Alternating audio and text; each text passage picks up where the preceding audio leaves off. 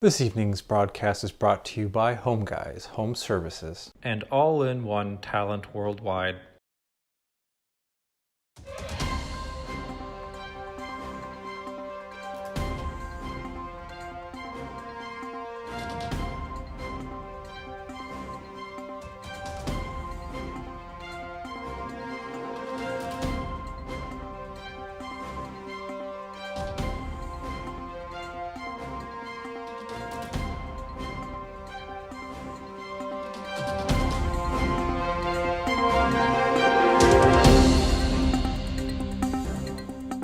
Hello, and thank you for joining us for another broadcast episode of Port Angeles News. I'm your host, Arthur Wojnowski. This week's broadcast will be on a slightly different format.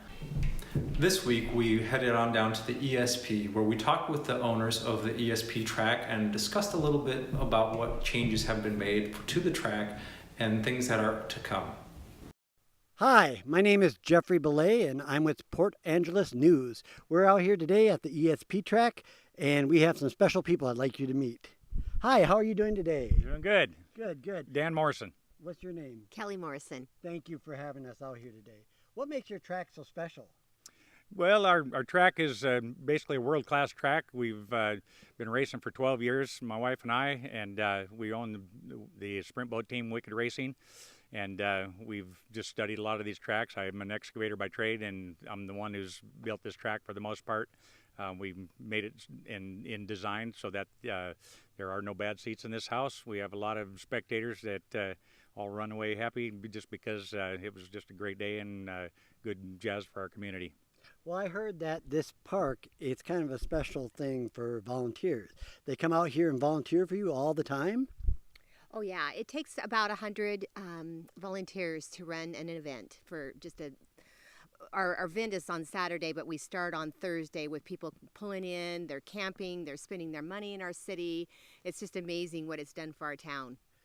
And that's got to be a big deal for the town and for you. Well, yeah, for the town, and it has inspired us. We have some great people that just have a big heart, and they want to come out and see, our community do well and do something great. So is your track accessible for handicapped people? Oh yeah, we've got a total handicapped area where they can pull in. We have the Marine Corps that comes and helps them, assists them to their spots. They have special seating. There's not a bad seat in the house, so they got great seating. And I also heard that you had security out here and that. Absolutely, yeah. We've always had to have that. We've had PA Police Department and the Lower Elwha Police Department, that type of thing out here. But we just have a lot of volunteers that just monitor the thing overnight and all that. But we got a great crowd. The crowd that follows the sprint boats has always been policing itself pretty well. Just not a lot of negativity at all. It's always just kind of a fun event. I heard that it's a pretty good thing out here for people because people say that there's hardly any trouble out here at all. Absolutely. Correct, yeah. We have about 5,000 people that come in on race day. So, and 5,000? yes. Wow. Well, it can average, it can go lower, it can go higher. That's the average number. And we also have a lot of campers, a lot of people camping for the whole time. It's kind of a family event before the event even happens. So. Wow, that's a big deal. Now, I heard you also have vendors out here. Is that correct? Yeah, we have several vendors. We've got a hamburger guy. He's going to make breakfast on Sunday morning for some of the racers before they head out of town. We have Euros. We have a barbecue guy. We have Sasquatch. We have all kinds of stuff. So when people come, there's no reason for them to have to leave. Now, for the kids, I heard that the parents sometimes think 5 hours is a long time to sit out here. So I heard you have a special place for them kids. Is that correct? Yeah, we have a kids zone, and it's gone over pretty well. We keep adding to it. This year, we're going to have a face painter that's going to, just be able to paint the kids' faces, no charge. And we have an area where they can run off all their fun stuff. We've got fun toys for them, so. That sounds great. And I also heard that you have a beer garden here for people that are 21 and over. Absolutely. we have the Hurricane Ridge Winter Sports and Education Foundation. They're a nonprofit organization. We've had them out here quite a few times. Most of the time, I think they've ran it. Yes. And it's great because most of the proceeds go back to that foundation, and it helps to grow the winter sports up at Hurricane Ridge. And I know they do a lot of donations to other things, education-wise for the kids. So. Now, I also heard that you're a aficionado for these boats, right? You're like a big one for this. So I'd like to explain to the folks out there a little bit what this is all about. Sure, this is sprint boat racing. It originated basically back in New Zealand, Australia, and the Australians are actually the first ones to dig channels in a field like we have here. Most of the sprint boat tracks now are dug in open fields like this and filled with water, just from some other source. But our boats, they're all by our regulations, they got to be 12 to 14 feet long. We have 3 different classes. A modified class, they're about 600 horsepower. Our A400 class, they're about 700 horsepower. And then the unlimited class, the class that we run in, it is basically unlimited. You can run big blocks, small blocks, lots of horsepower, whatever. But our boat, we run 900 horsepower and a 480 cubic inch small block Chevrolet. Running on alcohol, so it's a quick boat. We've been national champs 5 times, and for the most part, the guys come here to chase us. We've been very successful in what we're doing, and it's been great because we've stepped it up a notch. We get a lot of these other guys stepping it up and trying to get us, and it's great fun to watch because the competition is very exciting. Our boat will accelerate to 100 miles an hour in 3 seconds. We can also turn 8.5 Gs in a corner. I try to tell everybody, I said, to get a comprehension of what it is, if you had a 2-car garage, you open both doors, fill it half full of water, I can go in one door at 80 miles an hour and come out the other door with the throttle down. So it's pretty impressive to watch when you get here live to see it. Almost everybody in the crowd's got some adrenaline just from watching it so close.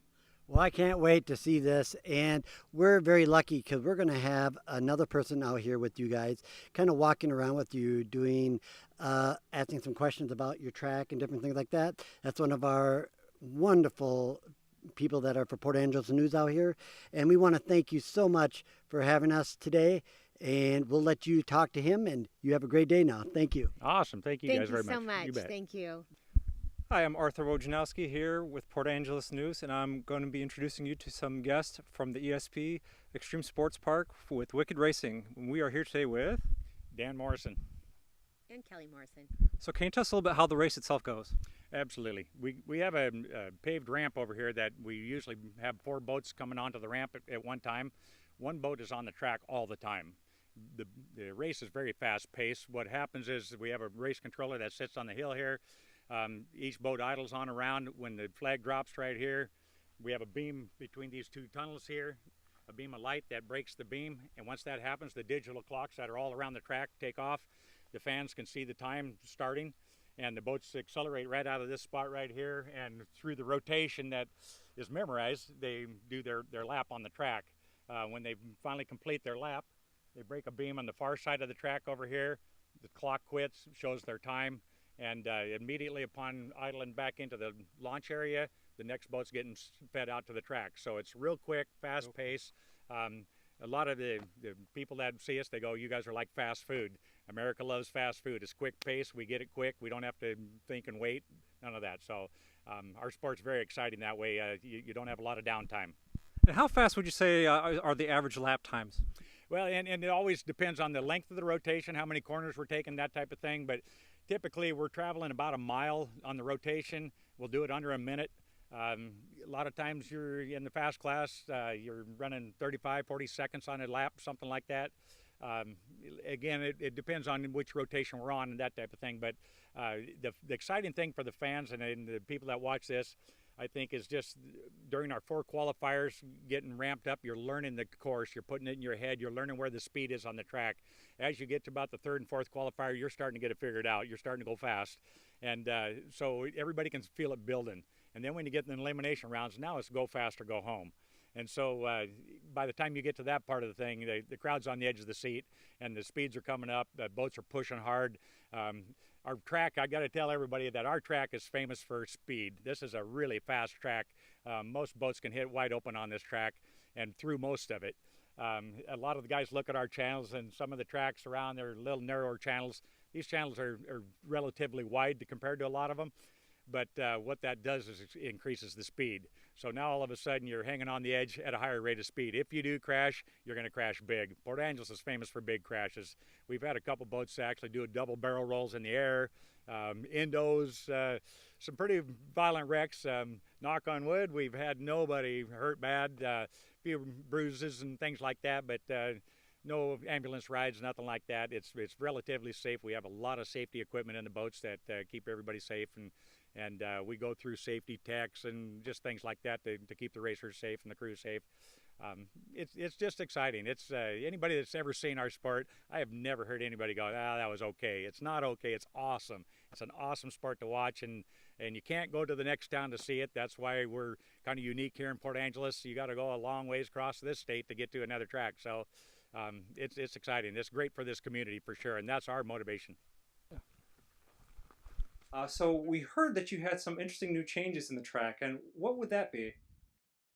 Well, we've actually just cleaned it up. It was just, for a year and a half it sat. So we had a lot of work to do there.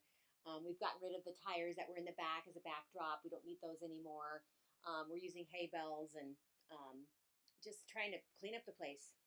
And also, my wife and I purchased the property along with Dan and Connie Konopasky. They're our partners in this track now, and like Kelly said, the track's set for the last race season, and since we purchased it, we're going forward with new improvements and things like that. We've got some new pavement out front, just a lot of little stuff that the crowd that was here before, they'll notice. We've got our generator sitting on a permanent concrete pad now where it was just sitting in the grass, and just little stuff like that is going to start becoming permanent now, and we're going to start having more and more events out here, that type of thing. So, but right now the sprint boat races are our mainstay, and that's what we're hanging our hat on to keep this place alive, and it's doing well so far. Well, a little birdie told me that there is one significant difference. Now, I landed in the water and it noticed a difference, and that's when it tweeted to me. So can you tell me a little bit about the water?